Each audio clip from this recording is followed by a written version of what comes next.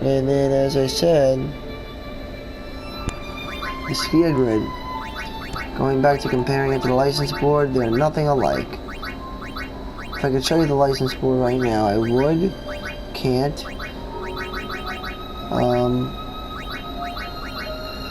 Seems like ever since 10, though, they have not had just a regular level up system where you just level up and that's it. There always seemed to be something extra to it. Like with 13, it was the Crystarium. You didn't even level up in that game. That game is very much similar-wise, with at least stat-wise. It was very similar to 10. It was like 10 and... It was like 10, but a little different. This time you have to expend the AP you earn, or the XP, and you have to use that. It was called CP in that game. I think it was CP, Crystal Points, or Crystarium Points. I think it was Crystal Points. And you use them to move, like charge, in a way. It was almost like charging up. And you charge up to the next part of the grid. And not so much as a grid, more like a, I don't know how to explain it. You'd have to look at the Crystarium. A Crystarium. Where does Asterium come from? Because I know it comes from somewhere, Asterium.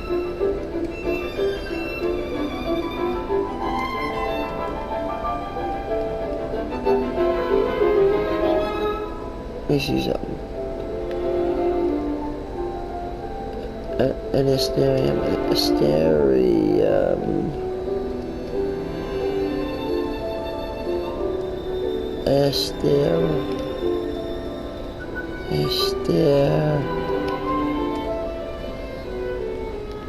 An Astrarium. Yes. I knew I was thinking of something. So, 13's is not a board nor a sphere grid. It's not a grid or a board. It's an Astrarium. So they call it the Crystarium. And you gain crystal points instead of experience points to level up. And yes, there are ability points, but they are used differently. Actually, no, there aren't ability points. There's technical points, which is TP. And TP is another number. Just another number. There is no NP in this game. There's only like 3 stats, but they connect to other stats. An Astrarium is like a planetarium. So it's like a mechanical representation of a cyclic nature. So basically the Crystarium just shows like a sort of shows ups and downs, and it's kind of 3D. It's a representation of a cyclic nature of moving objects in one timepiece. It's like an astronomical clock, basically. So that's why it's hard to explain exactly what it would look like. But if you play 13, you'll see what an Astrarium looks like, because it uses an Astrarium. That's what it does. Now, I don't know what 15's deal is. I think it's going to be regular leveling up, but I'm not sure what's going to come with that. But we know the focus is going to be on the main character more than anything.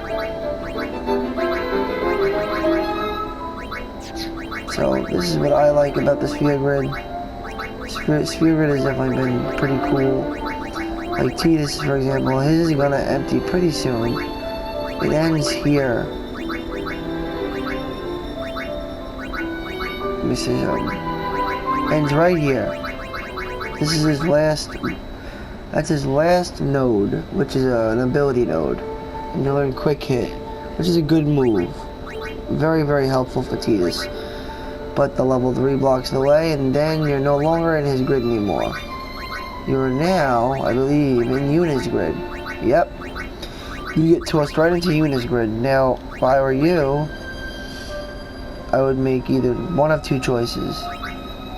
A, I would choose to stay on this grid and make him into a Cecil, like a paladin, you know, a white knight, a healer and protector of the party. Or B, I would use a teleport sphere And with Tidus, he has very high agility.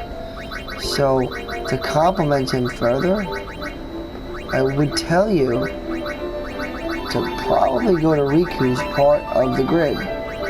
Not only will you obtain Steel, which is a great move, you'll obtain Mug, which is an even better move.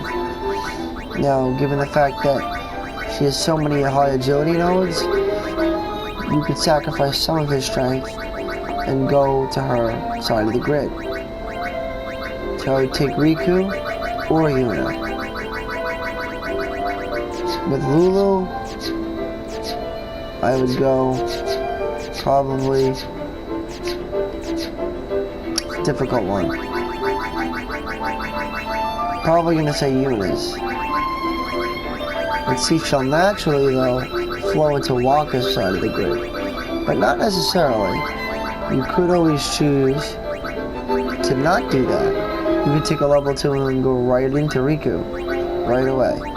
But I wouldn't go to Riku's. It's sort of, you could go through Riku's if you want.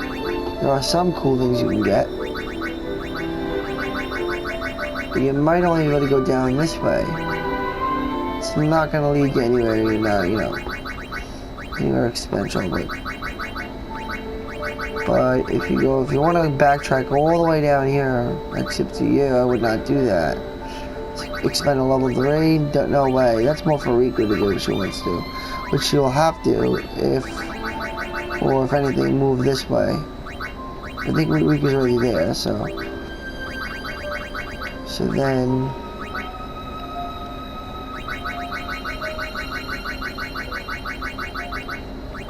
but see, she could also get double cast. She's not finished yet. Double cast is a really good. I mean, over the top good. I chose to get death, which took me a few extra turns to obtain the third level spells, the third level elemental spells. In this game, it's fire, water, thunder, and ice, which then went on to be the biggest, but not necessarily, because they switched it right up again in 12, yes. They had a good system though, but the three main elements have always been and always will be fire, ice. See, I think they have them together. So yeah, fire, thunder, and ice. The three main elements. They added in water though because it's a water-themed game, so I guess they figured, let's add water. It makes sense to add water as our main element. And they decided to keep the three main elements that's been used in every Final Fantasy and add in the one specific element representing that this is a water Nordic, I guess you could say, a Nordic type game, a Nordic themed game, a nautical themed game, which it is, and it's a good game. But where am I going to bring Lulu? Bringing her up to Wakka is not necessarily bad. She'll get status attacks, which is good because it's the equivalency of what what darkness would do, like spells like dark, like they used to have a spell called dark or blind, they have a spell called poison, or they have a spell called silence, like black magic where you'd be able to inflict status ailments on your opponent. The only way to get that is if you go to Wakka's part of the grid. That's why it's really not such a bad thing for Lulu to do. It really isn't. But you only want to get the attacks. Don't bother getting the hits. They're too much to get. Because if you do this, let's see what this is bringing. You get dark attack. You want to get dark attack, silent attack, and sleep attack. Those are the three main ones you want to get, which you can get very easily. You don't need to get extractability, so you don't have to worry about that. Tell me that's dark. Oh, no. So you are gonna have to go up there. You'll have to do this. You start here. Go there. There. There. There. Get strength. You'll get MP. You'll also get magic. And you'll get aim too. Get agility again. So agility is a bit. HP. Defense. Evasion. Then you'll get the move. And then you'll also get MP by 20. Then going back shouldn't be a problem. Then once you do get back,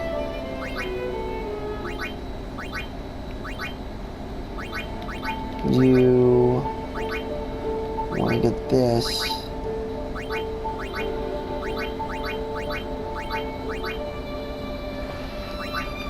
Go through here, and then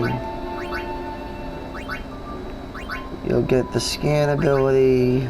Boom, boom.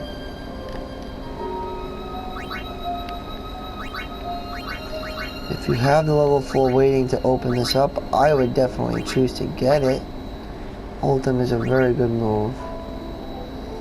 But you need to have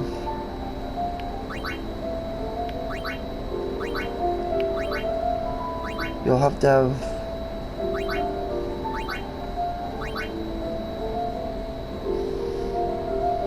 no matter how you look at it, you're gonna need to have 3 level. You have to have 3 level 4 spheres. That's a lot of level 4 spheres. I'm not saying it's impossible to get them, but it will be hard. There's no other way to get to that point of the grid. So you have to get 3 level 4 sphere grids. I mean, 3 level 4 spheres, basically, to unlock that. And then basically, if you want to surpass that point,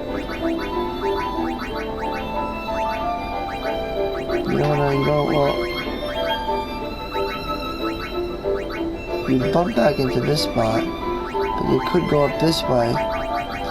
You could just go up this way.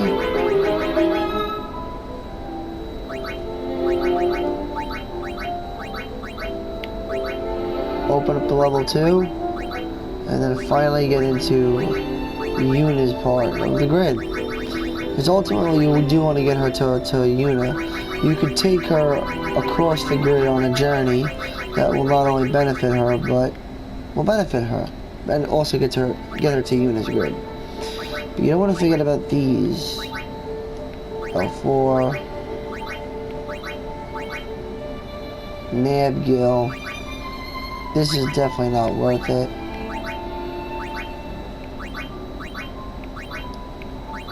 Need level 4, level 3. And then, well, I guess it's not that bad, but I wouldn't bother getting that. It seems like a waste of time. I mean, level 3, level 3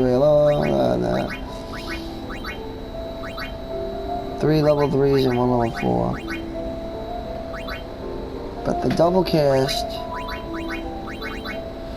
there's a level 2 blocking it in each direction, but let's take a look. So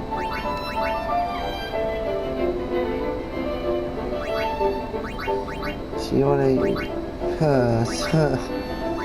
that's a trick. This is a trick, so don't touch that, because you can get fucked by touching that. You just need a level 4 and a level 3, which we have right now, so we can open it already. Then another level 2 to open up both of these. Don't use a level 4 for that.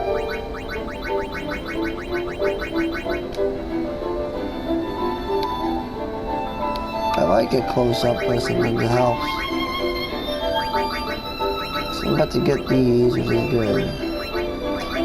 So I'm gonna end my video here, and then I'm gonna, I guess, get ready to take on the Teeth of Bavel. Alright, see you in my next video, guys. Over and out.